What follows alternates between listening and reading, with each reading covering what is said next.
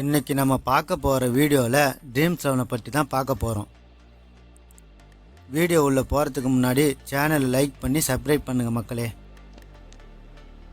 சட்ட மசோதா தாக்கல் செய்யப்பட்டதிலிருந்து எல்லா கேமிங் ஆப்பும் தடை செய்யப்பட்டு நிறுத்தப்பட்டிருக்கு.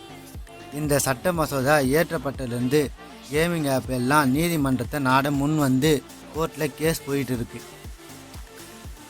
3 மாதங்களாக நடந்த இந்த கேஸில் இதுவரை 3 ஹியரிங் நடத்தப்பட்டிருக்கு. கடைசி ஹியரிங் 4ஆம் தேதி நேற்று நடந்தது. நேற்று சுப்ரீம் கோர்ட்டில் நடந்ததை பார்ப்போம்.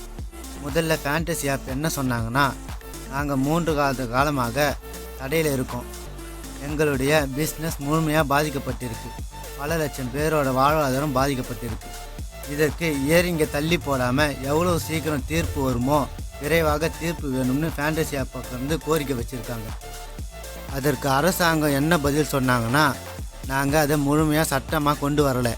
தடை செய்யப்பட்டு சட்ட மசோதா ஏற்றப்பட்டு ஜனாதிபதி கையெழுத்து போட்டிருக்காரு.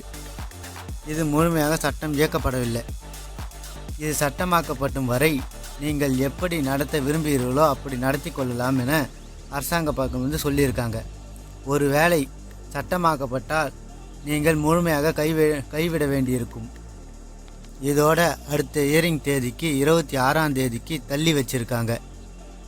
மக்களே, ட்ரீம்11 மறுபடியும் வரும்னு நான் நம்புகிறேன். நீங்களும் நம்பிக்கையாக இருங்க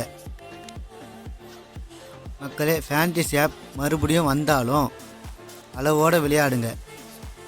இதை விளையாடுற நிறையா பேர் எல்லாம் நடுத்தர மக்கள் தான். அப்படி விளையாடினாலும் கடன் வாங்கி விளையாடுவதை தவிருங்க. நீங்கள் விளையாடுற காசு உங்களுடைய காசாக இருக்கணும். தேவைகளுக்கு போக மீதி பணமாக இருந்தால் எந்த பிரச்சனையும் கிடையாது.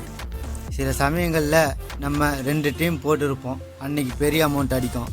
சில சமயங்களில் 20 டீம் போட்டிருப்போம், அன்றைக்கி போட்ட காசு கூட வராது. நமக்கு இருக்குன்னா இருக்குது, இல்லைன்னா இல்லை. இதை புரிஞ்சுக்கின்னு கவனமாக விளையாடுங்க. எல்லோருக்கும் குடும்பம் இருக்குது. குடும்பம் தான் முக்கியம் மக்களே.